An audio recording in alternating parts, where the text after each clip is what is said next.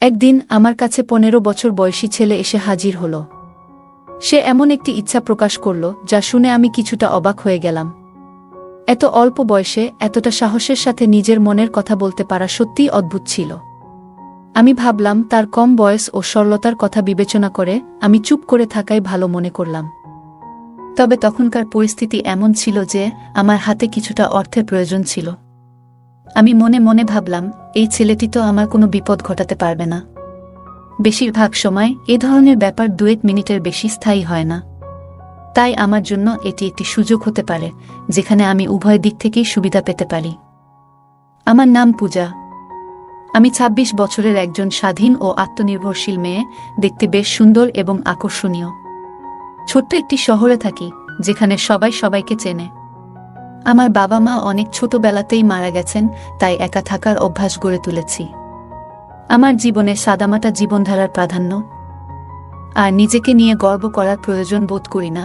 শহরের বাইরে আমার শান্তিপূর্ণ বাড়ি, যেখানে গাছপালা ও ফুলের বাগান আছে। সকালে যোগব্যায়াম ও বাগানের যত্ন নিই। আর্থিক অবস্থা খুব ভালো না হলেও পরিশ্রম চালিয়ে যাচ্ছি। বই আমার প্রিয় সঙ্গী, বিশেষত রোমাঞ্চ ও প্রেমের গল্প। একা থাকার জন্য ঘরের কাজগুলো নিজেই করি। সেদিন একটু গরম থাকায় দোপাট্টা পরিনি, এমন সময় দরজায় হালকা টোকা পড়ল।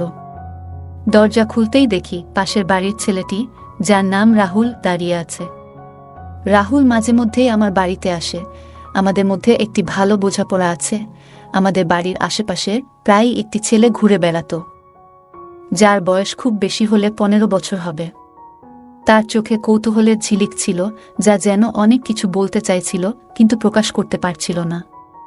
একদিন সে এসে বলল, দিদি, আপনার কাছে আমার কিছু দরকার। তার চোখে এমন এক ধরনের উজ্জ্বলতা ছিল যা কিছু লুকানোর চেষ্টা করছিল। আমি তাকে ঘরে আসতে বললাম এবং জিজ্ঞাসা করলাম, তোমার কি প্রয়োজন? ঘরে ঢোকার পর আমি তার চোখে কিছুটা অদ্ভুত এক ঝিলিক লক্ষ্য করলাম। সে আমার দিকে এমনভাবে তাকাচ্ছিল যেন কিছু বলতে চাইছিল কিন্তু বলতে পারছিল না। তার দৃষ্টি বারবার আমার পোশাকের দিকে গিয়ে আটকে যাচ্ছিল, যা আমাকে কিছুটা অস্বস্তিতে ফেলে দিল।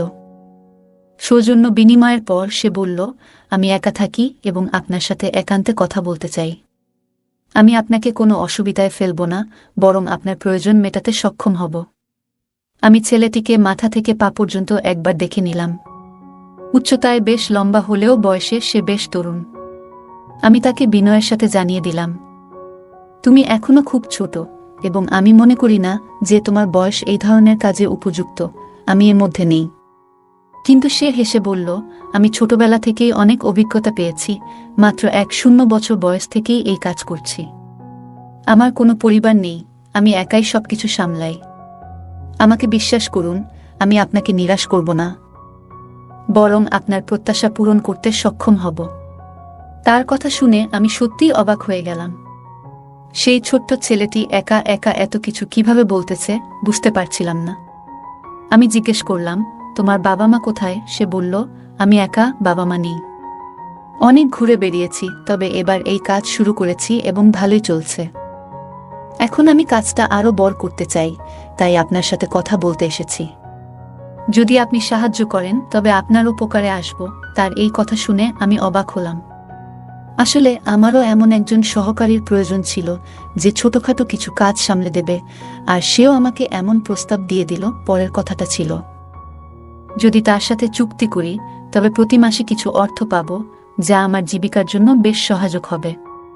তবে এটাও ভাবলাম, যদি কোনো কারণে সে সময় মতো অর্থ দিতে না পারে তবে আমার জন্য সমস্যা হতে পারে।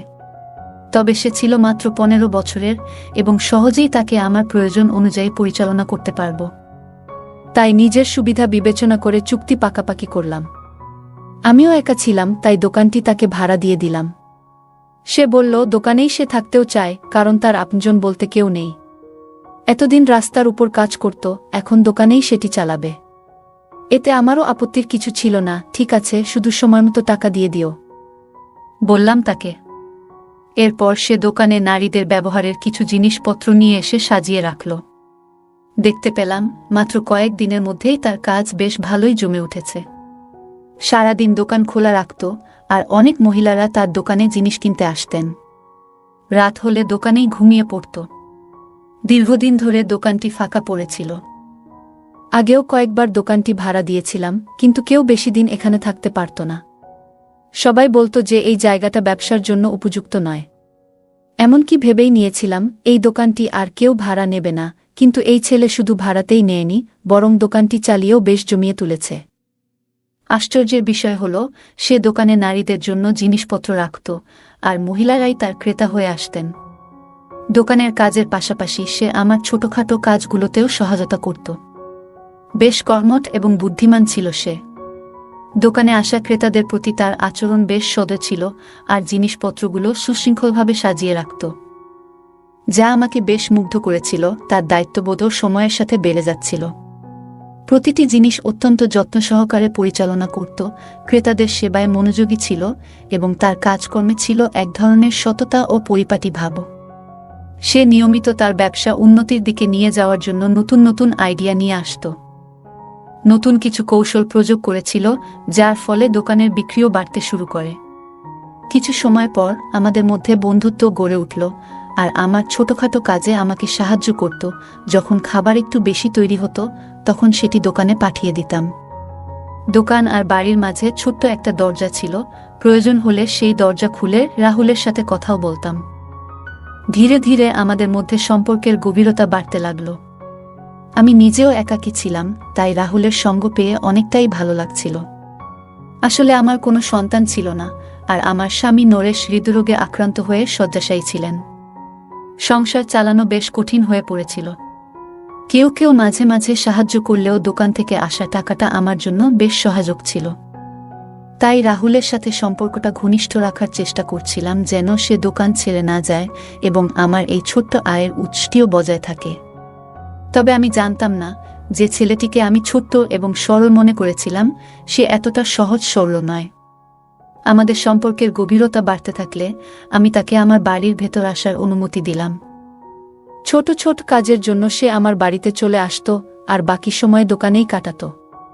আমার স্বামী নরেশেরও এতে কোনো আপত্তি ছিল না, কারণ আমার কাছে সে তখনও 15 বছরের একটি বাচ্চাই ছিল। বরং রাহুলের উপস্থিতিতে আমাদের জীবনটা অনেকটাই জীবন্ত হয়ে উঠেছিল। আগের মতো একাকিত্ব আর মনমরা ভাবটা ছিল না। প্রয়োজন হলে রাহুলের সাথে বিষয়গুলি নিয়ে আলোচনা করতাম। কিছুদিন পর ঋতু পরিবর্তনের কারণে নরেশের স্বাস্থ্যের অবনতি হতে লাগল। আমার কাছে তাকে হাসপাতালে নেওয়ার মতো টাকাও ছিল না। একদিন এমনই এক সময় আমি চোখের জল ফেলছিলাম। রাহুল আমাকে দেখতে পেয়ে জানতে চাইল, কি হয়েছে, তুমি কাঁদছো কেন? তাকে সব বললাম, নরেশের অসুস্থতা, হাসপাতালের খরচের চাপ এবং জীবন নিয়ে আমার একাকিত্বের অনুভূতি। একজন সন্তানের অভাব আমার জীবনের শূন্যতাকে আরও বাড়িয়ে তুলেছে। রাহুল আমার কথা শুনে মুচকি হেসে বলল, তাহলে সন্তান কেন নিচ্ছেন না? এতে সমস্যা কি? তার এই প্রশ্নে আমি লজ্জায় পড়ে গেলাম। বুঝিয়ে বললাম যে নরেশ এখন শয্যাশায়ী এবং এমন অবস্থায় সন্তান ধারণ সম্ভব নয়। বিবাহের প্রথম দিকে নরেশই চেয়েছিল না যে আমরা সন্তান নেয়ার ঝামেলায় যাই। যখন আমরা সন্তান নেয়ার প্রয়োজন অনুভব করলাম, তখন নরেশ আর শারীরিকভাবে সক্ষম ছিল না। তার এই হঠাৎ অসুস্থতা আমাদের জীবনকে একেবারে পাল্টে দিয়েছিল। নরেশের হার্ট অ্যাটাক হওয়ার পর থেকেই সে আর সুস্থ জীবনে ফিরতে পারেনি। ভালোবেসে বিয়ে করলেও ধীরে ধীরে সেই সম্পর্ক বাধ্যবাধকতার রূপ নিয়েছিল, কারণ আমার সামনে অন্য কোনো পথ খোলা ছিল না। রাহুল হয়তো আমার মুখের অভিব্যক্তি বুঝে ফেলেছিল।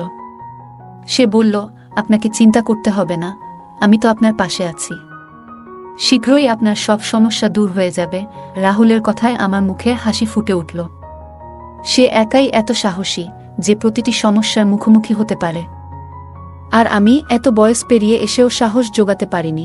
রাহুল ছোটবেলায় মাত্র 7 বছর বয়সে তার বাবা মাকে হারিয়েছিল। তবুও সে জীবন সংগ্রামে হার মানেনি। নিজের পথ নিজেই তৈরি করেছে এবং পাশাপাশি নরেশেরও যত্ন নিতে শুরু করেছিল। রাহুলের সরলতা ও সাহসিকতা আমার মন ছুঁয়ে গেল। তার কথাগুলি আমাকে সামান্য হলেও স্বস্তি এনে দিল। সে আমার পাশে থাকার প্রতিশ্রুতি দিল এবং আমার একাকিত্বে সঙ্গী হওয়ার প্রস্তাব করল। এতে আমার মনে কিছুটা সাহস ফিরল। আমি বললাম, রাহুল, তোমার প্রতি আমি সত্যিই কৃতজ্ঞ। তোমার কথাগুলি যেন আমার জীবনে নতুন আশার আলো নিয়ে এসেছে। আমার কথায় সামান্য স্বস্তি হচ্ছিল। রাহুল বলল, জীবনে সমস্যা আসবেই, কিন্তু আমরা একসাথে সেগুলো পার করতে পারব। তোমার একা সবকিছু সামলানোর দরকার নেই। তোমার পাশে একজন সঙ্গী থাকা উচিত, আর আমি আছি তোমার সাথে। আমরা একসাথে নরেশের যত্ন নেব এবং তোমার সমস্যাগুলো দূর করার চেষ্টা করব। রাহুলের কথায় যে আন্তরিকতা ও সত্যতা ছিল তা আমাকে গভীরভাবে ছুঁয়ে গেল। সে নিজেই অনেক কঠিন সময় পার করেছে, তবু কখনো হাল ছাড়েনি। তার দৃঢ় মনোবল ও নিষ্ঠা আমাকে অনুপ্রাণিত করল, তার কথাগুলো আমাকে প্রশান্তি এনে দিল। রাহুলের সাহসিকতা এবং তার ইতিবাচক মনোভাব আমাকে আবারও জীবনের প্রতি বিশ্বাস ফিরিয়ে দিল। তোমার সঙ্গ আমার জন্য অনেক মূল্যবান, বললাম রাহুলকে। কিন্তু তোমারও তো নিজের জীবন আছে, নিজের স্বপ্ন আছে। তোমার এত দায়িত্ব কাঁধে নেওয়ার প্রয়োজন নেই, বললাম তাকে চিন্তা ও সম্মানের সাথে। রাহুল শান্তভাবে উত্তর দিল, আমি অনেক কিছু হারিয়েছি পূজা, কিন্তু অনেক কিছু অর্জনও করেছি। জীবন পথ চলায় সব সময় সহজ হয় না, কিন্তু যখন আমরা অন্যের পাশে দাঁড়াই তখন এক বিশেষ ধরনের আনন্দ পাই। নরেশের যত্ন নেওয়াও আমার কাছে একটি দায়িত্ব, কারণ আমি জানি তিনি তোমার জীবনে কতটা গুরুত্বপূর্ণ। তার কথাগুলো শুনে আমি এক মুহূর্তের জন্য থমকে গেলাম। ভাবতে লাগলাম, কেউ কি সত্যিই এতটা নিঃস্বার্থভাবে সহায়ক হতে পারে? তবে এসব চিন্তা এড়িয়ে দিলাম। যখনই আমি কোনো কাজে বাইরে যেতাম, রাহুলই নরেশের পাশে থাকত এবং তার সঙ্গ দিত। তাদের মধ্যে ঠিক কী কথোপকথন হতো আমি জানতাম না, তবে আমাকে দেখলে রাহুল শান্ত হয়ে যেত। রাহুল প্রতিশ্রুতি দিয়েছিল সে আমার সকল অভাব পূরণ করবে। তার এ কথায় আমার মুখে হাসি ফুটে উঠেছিল। আমি সন্তানের অভাব অনুভব করছিলাম, আর এই শূন্যতা পূরণের ইচ্ছে আমার মধ্যে ছিল। তবে এই ইচ্ছা রাহুল কিভাবে পূরণ করবে সেটি আমার কাছে ছিল এক প্রশ্ন। তবুও তার আনন্দের জন্য আমি মনের কষ্টটা গোপন করে হাসি মুখে ছিলাম। কিছুদিন পর হঠাৎ করে আমার শারীরিক অবস্থা কিছুটা পরিবর্তন অনুভব করলাম। অসুস্থ হয়ে পড়লে রাহুলই আমাকে চিকিৎসকের কাছে যাওয়ার পরামর্শ দিল এবং অর্থ সহায়তাও দিল। চিকিৎসকের কাছে গেলে জানা গেল আমি গর্ভবতী। এটা শুনে যেন মাথার উপর আকাশ ভেঙে পড়ল। নরেশের স্বাস্থ্যের অবস্থা বিবেচনায় এটা কিভাবে সম্ভব? আমি কাপা হাতে রিপোর্ট নিয়ে বাড়ি ফিরলাম।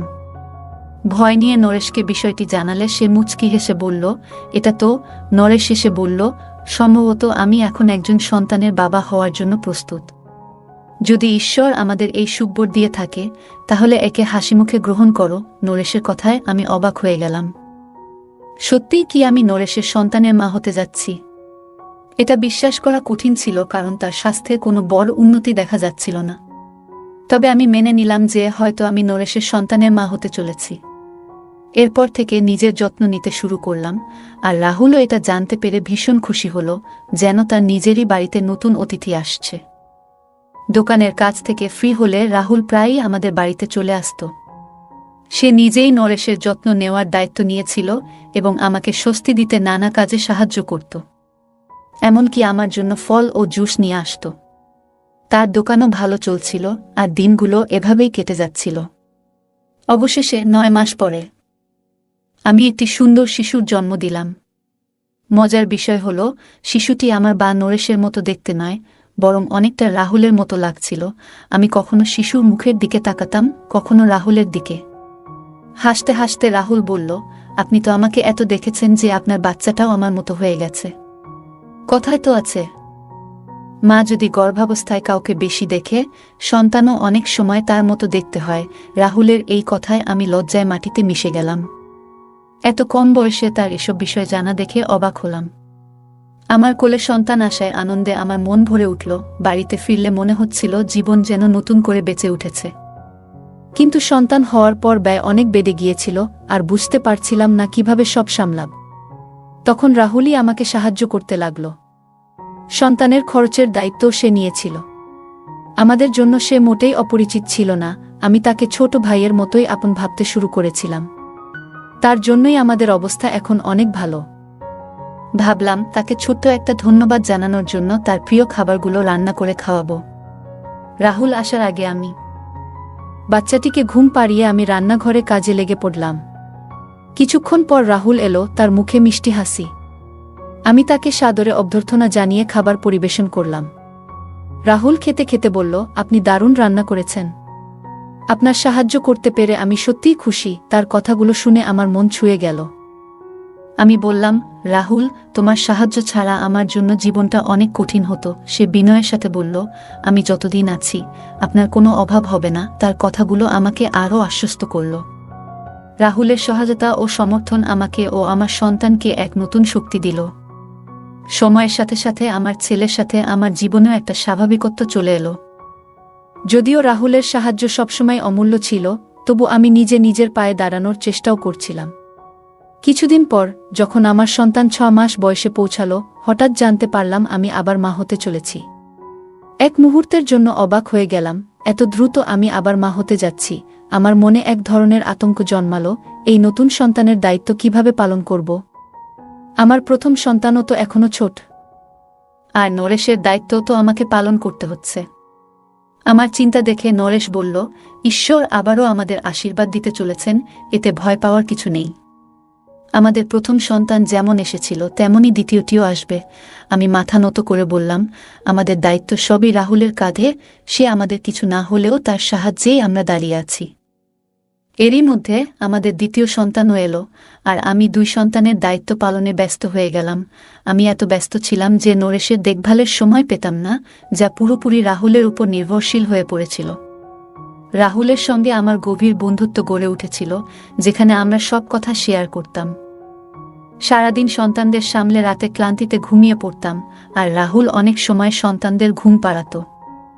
অল্প বয়সেই সে আমাদের পরিবারের দায়িত্ব নিয়েছিল, যা আমাকে অবাক করত। রাহুল কখনো অভিযোগ করত না, বরং আনন্দ নিয়ে দায়িত্ব পালন করত, যা আমার জন্য শান্তির ছিল। তবে মাঝে মাঝে মনে হতো, তাকে এত বোঝা দেওয়া ঠিক কিনা। একদিন রাহুল এসে বলল, আপনি আমাকে পর ভাববেন না, আমি সব করতে পারি। তার এই কথাগুলো আমাকে আশ্বস্ত করত।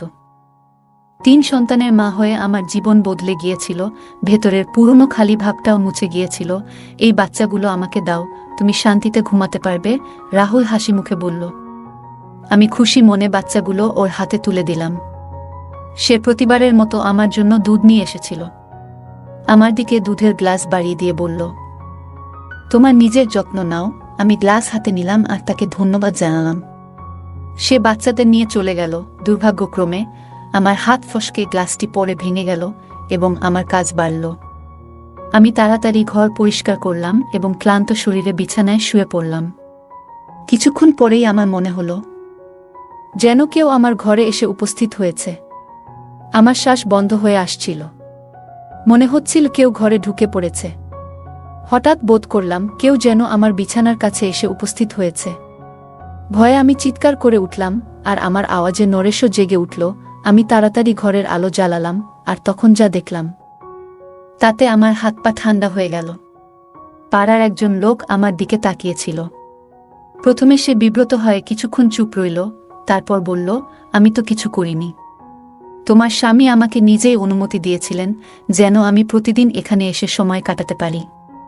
তিনি বলেন, এভাবেই তিনি কিছু টাকা আয় করতে পারবেন এবং সংসারের কিছুটা খরচ মেটাতে পারবেন। লোকটির কথা শুনে আমি হতবাক হয়ে গেলাম। সে বলল, তোমার স্বামী নিজেই আমাকে বলেছিলেন আমি যেন তোমার কাছে এসে কিছু অর্থ উপার্জনের পথ খুঁজি, যাতে এই সংসারের পরিস্থিতি কিছুটা ঠিক করা যায়। আমার চিৎকার শুনে রাহুল ছুটে ঘরে এসে ঢুকল, আর লোকটি তাকে দেখে বলল, রাহুল, তুই তো বলেছিলি যে ও ঘুমিয়ে থাকবে, কিন্তু সে তো জেগে উঠেছে। এই কথাগুলো শুনে আমার পায়ের নিচের মাটি যেন সরে গেল। রাহুল ভয় পেয়ে আমার দিকে তাকালো।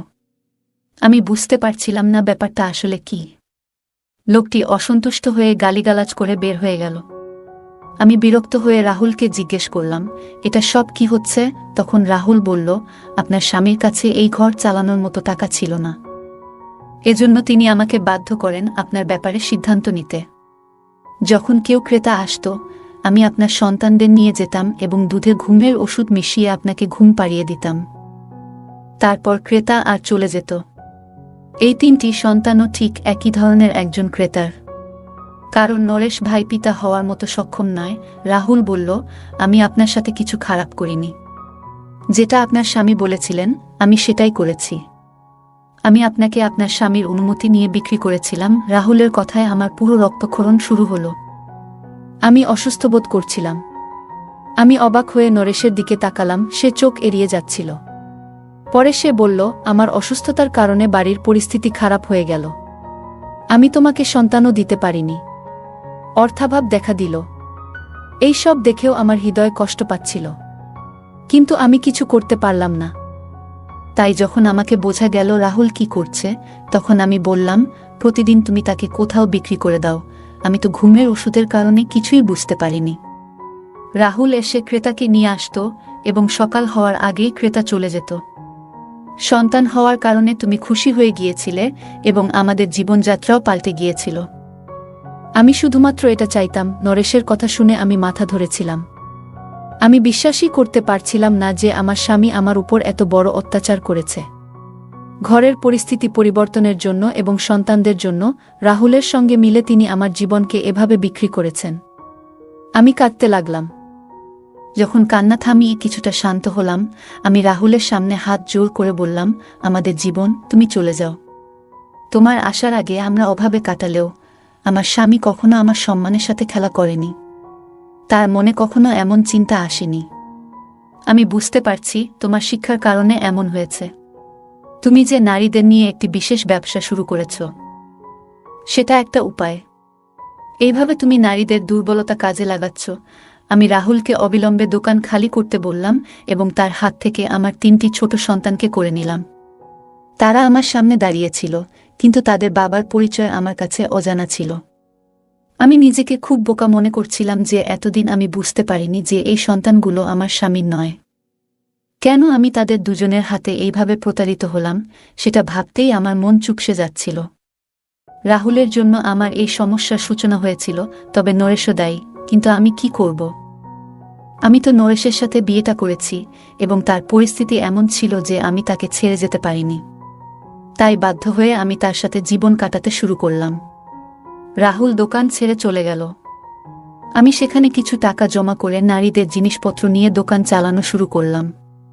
ক্রেতারা আগে থেকেই প্রস্তুত ছিল, তাই আমার দোকান চলতে লাগলো এবং আমি সংসার চালাতে লাগলাম। আমি আমার সন্তানদের কাছে গিয়ে তাদের নিজেদের কাছে নিয়ে বুকে জড়িয়ে ধরলাম। তাদের বাবার পরিচয় আমি জানি না, কিন্তু আমি জানি আমি তাদের নিজের গর্ভে ধারণ করেছি, তাই তাদের প্রতি আমার ভালোবাসা কমেনি। আমার মন এখনো সেই ধাক্কা থেকে সেরে উঠতে পারেনি যে আমার স্বামী এবং তার বন্ধুরা আমার বিশ্বাসের সাথে এত বড় প্রতারণা করেছে। কিন্তু সময়ের সঙ্গে সঙ্গে আমি আমার জীবনে নতুন একটি দিশা পেতে চাইছিলাম। আমি আমার সন্তানদের সঙ্গে নতুন একটি অধ্যায় শুরু করতে চেয়েছিলাম, যাতে তাদের ভবিষ্যৎকে উন্নত করতে পারি। দোকানটি এখন আমার দায়িত্ব হয়ে গিয়েছে। প্রতিদিন সকালে সন্তান স্কুলে পাঠানোর পর দোকানে এসে ক্রেতাদের চাহিদা পূরণ করা আমার দিনচর্যা হয়ে উঠেছিল। কিছুকাল পর আমি ধীরে ধীরে আমার কঠোর পরিশ্রম দিয়ে দোকানকে এগিয়ে নিতে শুরু করলাম। আমার তৈরি করা পণ্যগুলোর বাজারে বেশ প্রশংসা হতে লাগল এবং আমার শ্রমের ফলস্বরূপ সবকিছু ভালোভাবে চলতে শুরু করল। বেশ কয়েক বছর পরে যখন আমি আমার সাফল্যগুলো দেখি এবং আমার সন্তানদের হাসি শুনি, তখন বুঝতে পারি যে আমার পরিশ্রম এবং সংগ্রাম আমার জীবনকে নতুন একটি পথে নিয়ে গেছে। আমি আমার জীবনে অনেক কিছু হারিয়েছি, কিন্তু এর চেয়েও বেশি পেয়েছি। আমার সন্তান এখন আমার জীবনের সবচেয়ে বড় শক্তি। আমি তাদের যথাযথ শিক্ষা এবং ভালো মূল্যবোধ দেওয়ার চেষ্টা করছি। আমার এই জীবন কাহিনী কেবল আমার জন্যই নয়, বরং সকল নারীদের জন্য একটি অনুপ্রেরণা হয়ে উঠেছে যারা কষ্টের মধ্যে দিন কাটাচ্ছেন। আমি প্রমাণ করতে পেরেছি যে যদি দৃঢ় সংকল্প এবং কঠোর পরিশ্রম থাকে, তবে যে কোনো প্রতিকূলতা অতিক্রম করা সম্ভব। এখন আমি আমার জীবনকে নতুন স্বপ্ন ও আশা নিয়ে কাটাচ্ছি এবং আমার সন্তানেরাও তাদের পড়াশোনা ও ক্যারিয়ারে এগিয়ে যাচ্ছে। আমি তাদের প্রতিটি পদক্ষেপের সঙ্গী। এই গল্প থেকে আমরা শিখি জীবনের সংগ্রামে আত্মবিশ্বাস, বুদ্ধিমত্তা ও সাহসের মাধ্যমে প্রতিকূলতাকে জয় করা সম্ভব। এটি পূজার জীবনের লড়াই এবং রাহুলের প্রতি তার সম্পর্কের আখ্যান, যা সম্পর্কের জটিলতা ও মানবিক বন্ধনকে তুলে ধরে। পূজার গল্পে দেখা যায় স্বাবলম্বিতা ও দৃঢ় মানসিকতা কঠিন পরিস্থিতিতেও নিজেকে টিকিয়ে রাখতে সাহায্য করে। রাহুল একজন তরুণ হলেও পরিবারকে সহায়তা ও দায়িত্ব পালন করে। এই কাহিনী আমাদের শেখায় যে ইতিবাচক মানসিকতা দিয়ে যে কোনো পরিস্থিতি মোকাবেলা সম্ভব। এই গল্পটি প্রমাণ করে যে সম্পর্কের সফলতা শুধুমাত্র বয়স, লিঙ্গ বা পারিবারিক প্রেক্ষাপটে নির্ভরশীল নয়, বরং এটি নির্ভর করে আমরা একে অপরের সাথে কেমন আচরণ করি এবং কতটা সহানুভূতিশীল হই। গল্পে রাহুল ও পূজার সম্পর্কের উদাহরণ তুলে ধরে, যেখানে রাহুল তার সততা ও সত্যতার মাধ্যমে পূজার বিশ্বাস অর্জন করে। রাহুল কখনোই তার প্রযোজনগুলো গোপন করেনি, বরং সৎ থেকে পূজার জীবনের সহায়ক ভূমিকা পালন করেছে। গল্পের মূল শিক্ষা হল, সততা ও সত্যতার চেয়ে মূল্যবান কিছু নেই। রাহুল একসময় সমর্থনহীন জীবন কাটালেও পূজার সাহচর্যে জীবনের নতুন অর্থ খুঁজে পেয়েছে। তাদের সম্পর্কটি প্রমাণ করে যে সত্যিকারের বিশ্বাস ও ভালোবাসা থাকলে সম্পর্কের মধ্যে কোনো সন্দেহ থাকে না। পূজা ও রাহুল উভয়েই জীবনযুদ্ধে লড়ছে। পূজা তার স্বামীর অসুস্থতা ও আর্থিক সংকট সামলাতে চেষ্টা করছে, আর রাহুল তার চ্যালেঞ্জগুলোকে সাহসের সাথে মোকাবিলা করছে। গল্পটি আমাদের শেখায় যে জীবনে আসা সমস্যাগুলো এড়ানো যায় না, বরং সাহসের সাথে সেগুলোর মোকাবিলা করতে হয়। বন্ধুরা, আজকের গল্পটা অনেক বেশি স্পেশাল। আশা করছি তোমাদের ভালো লাগবে। বাংলা অডিও স্টোরি চ্যানেলে নিয়মিত গল্প পাবেন, তাই গল্পগুলো ভালো লাগলে ভিডিওটি লাইক, শেয়ার এবং চ্যানেলটি সাবস্ক্রাইব করে পাশে থাকুন।